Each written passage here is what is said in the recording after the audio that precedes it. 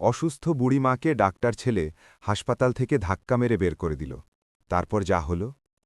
বন্ধুরা, এই গল্পটি মধ্যপ্রদেশের ইন্দোর শহরের।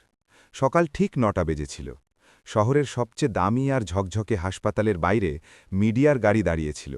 ভেতরে রিসেপশনে ফুজের সাজসজ্জা ছিল। কাঁচের দেয়াল ভেদ করে আলো চুইয়ে মেঝেতে পড়ছিল। সবদিকে সাদা কোট, দ্রুত পদক্ষেপ, দামি সুগন্ধি আর বড় বড় নাম।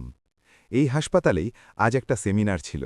ডাক্তার আরব ভার্মা, শহরের হার্ট হিরো। সবাই আরবকে চিনত। কম বয়সে অনেক বড় নাম। টিভি ইন্টারভিউ, খবরের কাগজ, সোশ্যাল মিডিয়া, মানুষ তাকে ভগবান মানত। কিন্তু এই ঝকঝকে হাসপাতালের এক কোণে একটা ভাঙা হুইল চেয়ারে এক বুড়ি মহিলা বসেছিল। সাধারণ শাড়ি, পায়ে চপ্পল, হাতে কাঁপুনি, আর চোখে শুধু একটাই নাম, আমার ছেলে। তার নাম ছিল সারদা দেবী। সে বারবার নার্সকে জিজ্ঞেস করত, ছেলে আসবে তো? ওই কাজই করে, আমার ছেলে ডাক্তার। নার্স হেসে বলে দিত, হ্যাঁ মাসিমা, আসবে। কিন্তু ১ ঘণ্টা কেটে গেল। তারপর দ্বিতীয় ঘণ্টা। সারদা দেবীর ঘাড় বারবার দরজার দিকে ঘুরছিল। প্রত্যেক যাতায়াতকারী ডাক্তারকে দেখছিল। প্রত্যেক সাদা কোটে ছেলের মুখ খুঁজছিল। তারপর হঠাৎ করিডোরে হইচই হল। দুজন সিনিয়র ডাক্তার আগে আগে চলছিল, আর মাঝখানে আত্মবিশ্বাসে ভরা পরিষ্কার কোট পরা ডাক্তার আরব। তার হাঁটাচলাও আলাদা ছিল, যেন পুরো হাসপাতাল তাকে কেন্দ্র করেই ঘুরছে। সারদা দেবীর চোখ উজ্জ্বল হয়ে উঠল। আরব? সে নিচু গলায় ডাকল। তারপর একটু জোরে, বাবা আরব। আরব ডাক শুনতে পেল। তার পা এক মুহূর্তের জন্য থেমে গেল। সে ঘুরল আর সামনে নিজের মাকে দেখল।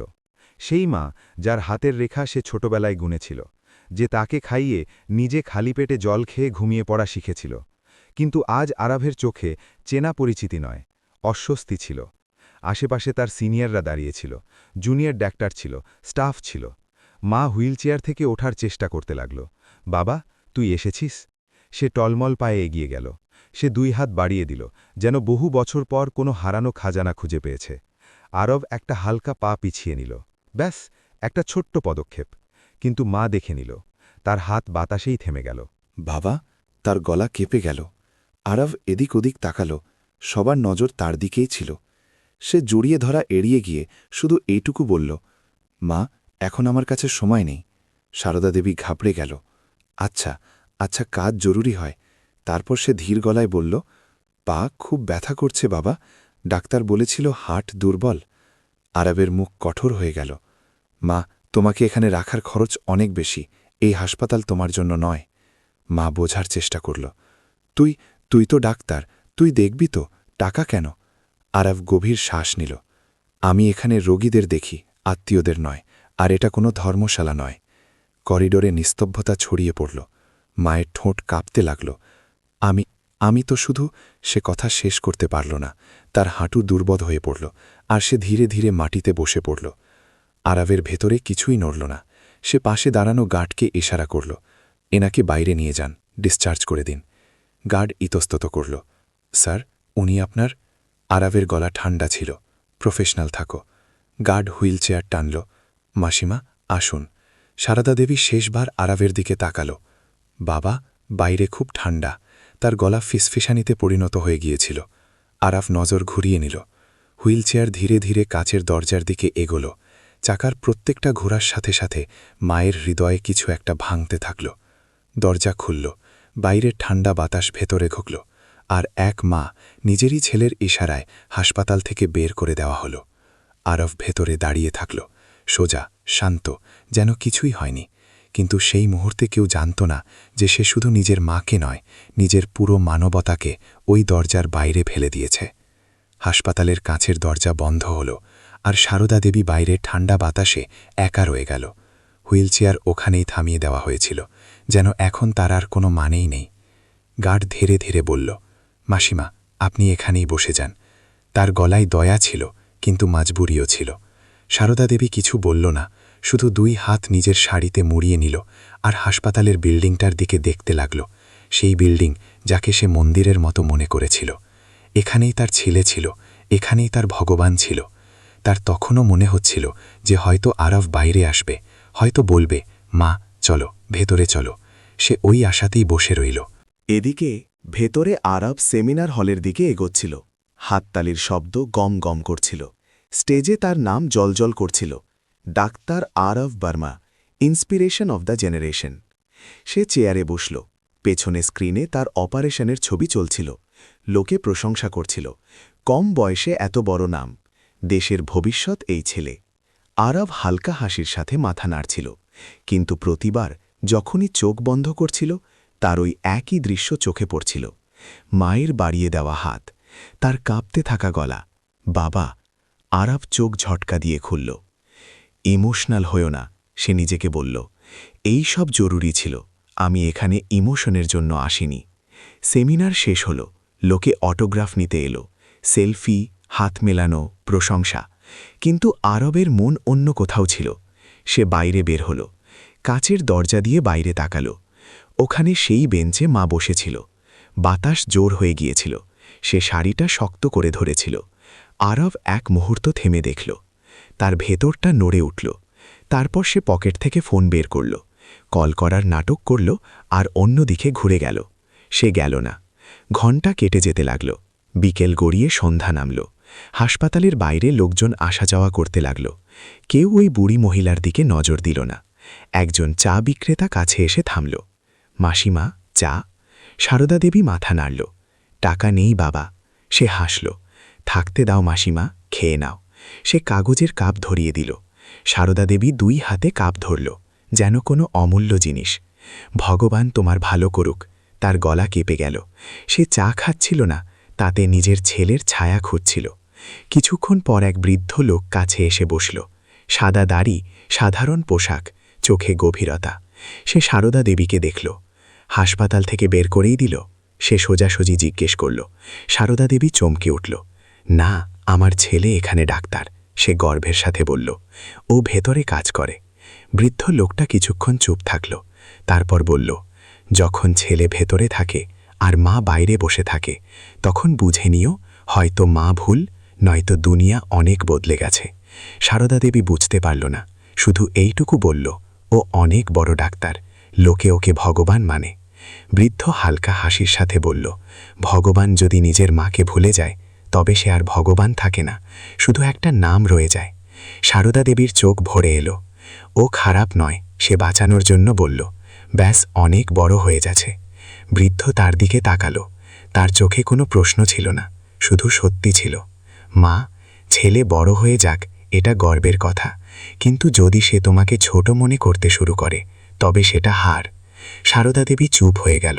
তার চোখ দিয়ে জল পড়ল না, শুধু ভেতরে কিছু একটা বসে গেল। অন্যদিকে আরফ বাড়ি পৌঁছাল। দামি ফ্ল্যাট, কাচের দেয়াল, শহরের উচ্চতা থেকে দেখা আলো। সে কোট খুলল, সোফায় বসল, টিভি চালু করল। খবর চলছিল। ডাক্তার আরব ভার্মা আজ আবার এক জটিল অপারেশনে প্রাণ বাঁচালেন।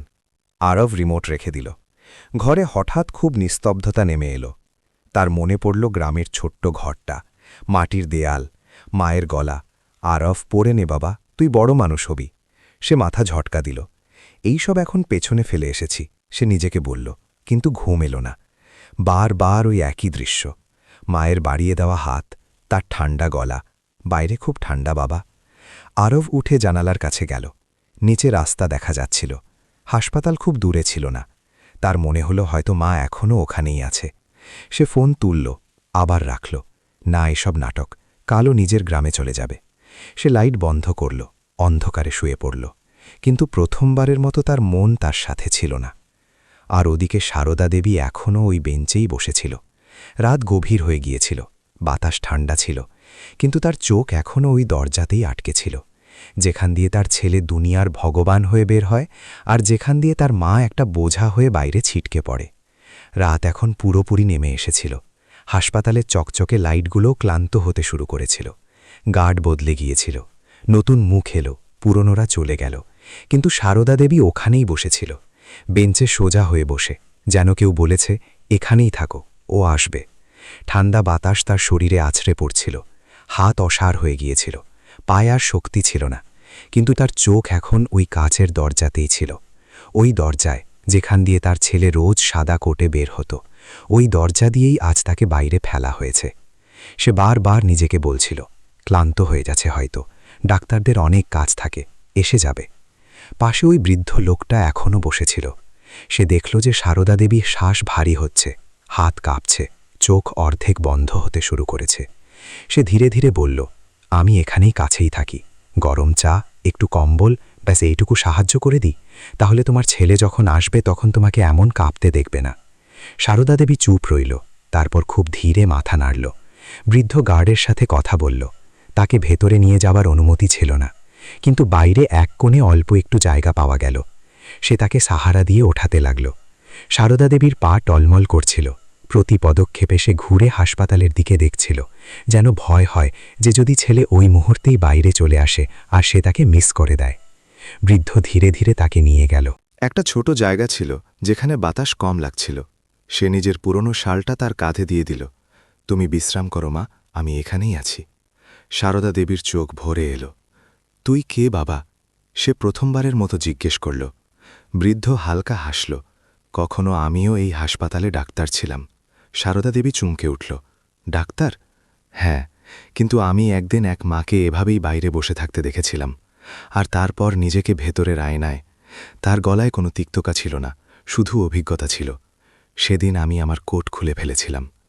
সারদা দেবী কিছু বুঝতে পারল না। সে শুধু ধীরে ধীরে বলল, আমার ছেলে খুব ভালো ডাক্তার।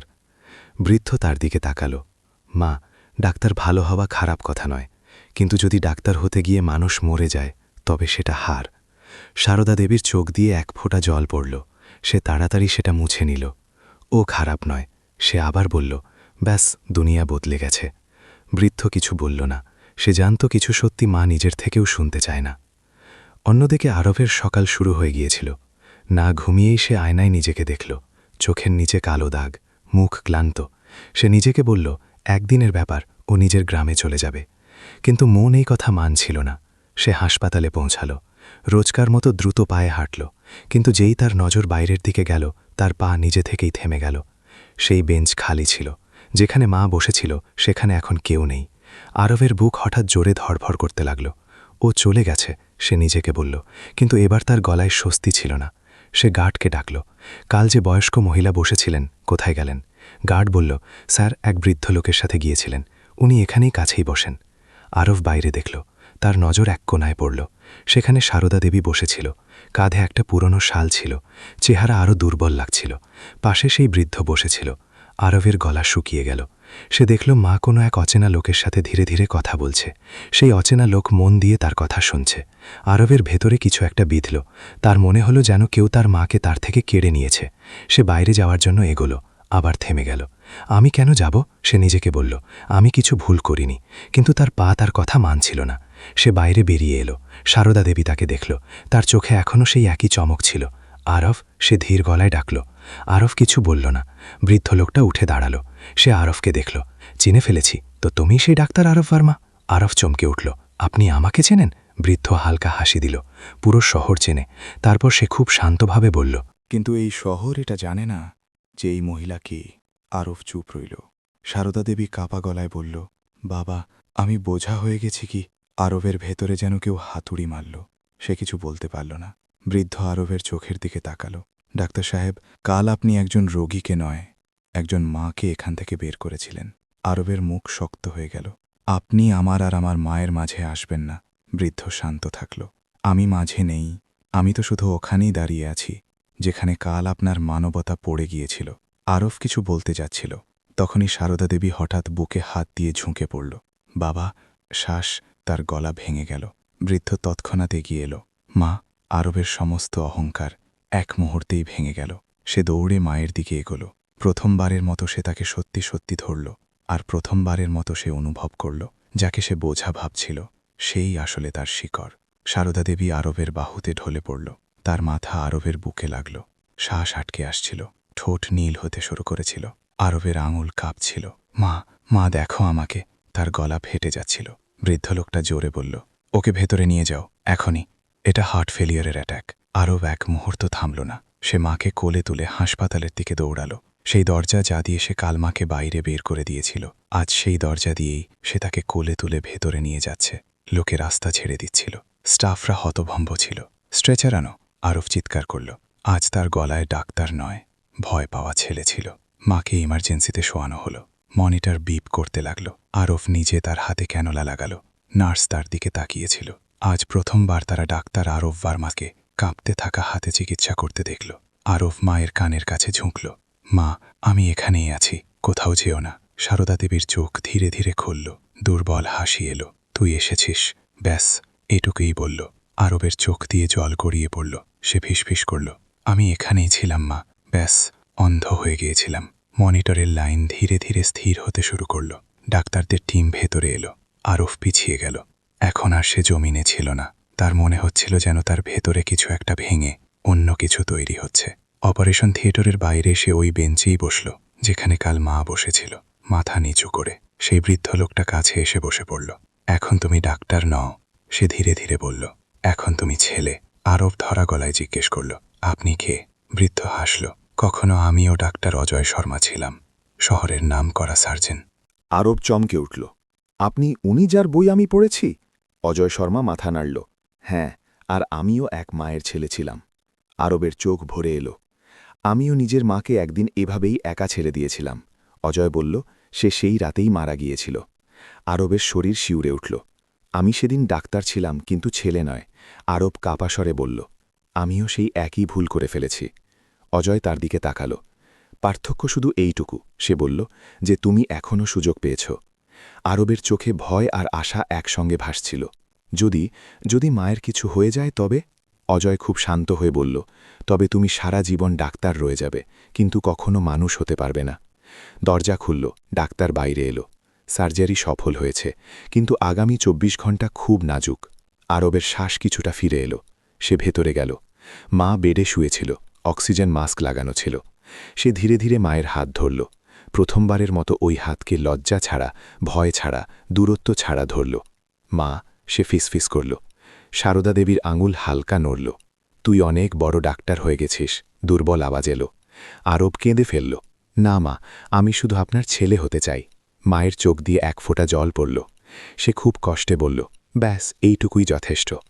সেই রাতে আরব ওখানেই বসে থাকল, না ঘুমালো না উঠল, শুধু মায়ের শ্বাস গুনতে থাকল, আর প্রত্যেক শ্বাসের সাথে তার অহংকার ধীরে ধীরে মরতে থাকল। ভোরের প্রথম আলো জানালা দিয়ে ভেতরে এলো। আইসিইউ এর মেশিনগুলোর ধীর শব্দ। এখন আরবের মনে ভয় নয়, আশা তৈরি হয়ে গিয়েছিল। সে চেয়ারে বসেছিল, মায়ের হাত নিজের হাতে ধরে। প্রত্যেক শ্বাসের সাথে তার মনে হচ্ছিল যেন সে নিজে নতুন জন্ম নিচ্ছে। ডাক্তার অজয় শর্মা ধীরে ধীরে ভেতরে এলেন। তিনি মনিটর দেখলেন, নার্সকে কিছু জিজ্ঞেস করলেন, তারপর আরবের দিকে ফিরলেন। এখন বিপদ একটু কম, তিনি বললেন, কিন্তু মায়ের খুব যত্ন দরকার। আরব মাথা নাড়ল, এখন আমিই যত্ন নেব, সে বলল, যে কোনো মূল্যে। অজয় শর্মা তার চোখের দিকে তাকালেন। সেখানে এখন ডাক্তারের চমক ছিল না, সেখানে এক ছেলের সততা ছিল। দুপুর নাগাদ সারদা দেবীর জ্ঞান আসতে শুরু করল। তার চোখের পাতায় নড়াচড়া হল। আরব সঙ্গে সঙ্গে ঝুঁকল, মা, আমি এখানেই আছি। সারদা দেবী ধীরে ধীরে চোখ খুলল। সামনে নিজের ছেলেকে দেখল, সাদা কোট ছাড়া, রুতবা ছাড়া, শুধু ছেলে। তার চোখ ভরে এলো, তুই এখানেই বসে আছিস? আরব হাসল, চোখ দিয়ে জল পড়তে পড়তে, হ্যাঁ মা, এখন কোথাও যাব না। আপনাকে ছেড়ে। সারদা দেবী খুব কষ্টে হাত ওঠালো। আরব সঙ্গে সঙ্গে সেটা ধরে নিল। আমার মনে হচ্ছিল আমি বোঝা হয়ে গেছি। তার গলা কাঁপছিল। আরব নিজের মাথা ওই হাতের ওপর রেখে দিল। না মা, আপনি আমার শিকড়, আপনাকে ছাড়া আমি কিছুই নই। সারদা দেবীর চোখ দিয়ে ধীরে ধীরে জল পড়তে লাগল, কিন্তু এবার সেটা ব্যথার ছিল না, সেটা স্বস্তির ছিল। কিছুদিন পর সারদা দেবীকে আইসিইউ থেকে প্রাইভেট রুমে শিফট করা হলো। আরব ওই রুমটাকেই নিজের অফিস বানিয়ে নিল। সে ওখানেই বসে কাজ করত, মাকে ওষুধ দিত, খাবার খাওয়াত, রাতে চেয়ারে ঘুমিয়ে পড়ত। নার্সরা অবাক ছিল। স্যার, আপনি বাড়ি গিয়ে বিশ্রাম নিন। আরব শুধু হেসে দিত। আমার মা সারা জীবন আমার জন্য জেগেছিল, এখন আমার পালা। ধীরে ধীরে হাসপাতালে এক নতুন আলোচনা ছড়িয়ে পড়তে লাগল। ডাক্তার আরব ভার্মা নিজের মায়ের সেবা নিজে করছেন। যে লোকেরা তাকে ভগবান বলতো, এখন বলতে লাগল। আজ প্রথমবার ওকে মানুষ মনে হলো। এক সন্ধ্যায় সারদা দেবী জানলা দিয়ে ডুবন্ত সূর্য দেখছিল। সে আরবকে ডাকল, বাবা, জি মা, আমার গ্রামের মাটির কথা মনে পড়ছে। আরবের মন এক মুহূর্তের জন্য কেঁপে উঠল। তারপর সে হেসে বলল, আমরা ফিরে যাব মা, যখন আপনি সুস্থ হয়ে যাবেন। ওখানেই থাকব কিছুদিন। সারদা দেবীর চোখে উজ্জ্বলতা চলে এলো। সত্যি? আরব বলল, এখন আমি পালাবো না, না নিজের গ্রাম থেকে, না আপনার থেকে। সেই রাতে আরব ছাদে দাঁড়িয়েছিল। শহরের আলো এখন তাকে আকর্ষণ করছিল না। তার মনে পড়ছিল সেই বেঞ্চ, সেই ঠান্ডা বাতাস, আর মায়ের শব্দ। বাইরে খুব ঠান্ডা বাবা, সে বুঝতে পেরেছিল মায়ের ঠান্ডা বাতাস থেকে লাগে না, ছেলের দূরত্ব থেকে লাগে। ডাক্তার অজয় শর্মা পাশে এসে দাঁড়ালেন। তুমি বদলে গেছ, তিনি বললেন। আরব ধীর গলায় উত্তর দিল, না স্যার, আমি ব্যাস ফিরে এসেছি। কখনো কখনো জীবন আমাদের উচ্চতায় নিয়ে গিয়ে এটা পরীক্ষা করে যে আমরা কতটা উপরে পৌঁছেছি এটা নয়, বরং এটা যে আমরা নিচে কাকে ছেড়ে এসেছি। ডাক্তার আরব হলো, নাম কামালো, ভগবান পরিচিতি পেল, কিন্তু মানুষ সে সেদিনই হলো যেদিন সে নিজের মায়ের হাত আবার ধরে নিল। এখন আপনাদের কাছে একটা প্রশ্ন, যদি আপনার মা আজ আপনার সামনে দাঁড়িয়ে থাকে আর আপনি নিজের কাজ, নিজের স্ট্যাটাস, নিজের নামে এতটাই জড়িয়ে থাকেন যে তাকে দেখার সময় না বের করতে পারেন, তবে ভাবুন আপনি কাকে হারাচ্ছেন। আর গল্পের শিক্ষা, দুনিয়া তোমাকে যাই বানিয়ে দিক, ডাক্তার, অফিসার, মালিক বা ভগবান, কিন্তু যদি তুমি মায়ের জন্য ছেলে না থাকো তবে তুমি কিছুই নও। বন্ধুরা, যদি এই গল্প আপনার মন ছুঁয়ে গিয়ে থাকে তবে আমাদের চ্যানেল স্টোরি বাই আর কুমারকে অবশ্যই সাবস্ক্রাইব করবেন। গল্পটা লাইক এবং শেয়ার করতে ভুলবেন না। ধন্যবাদ।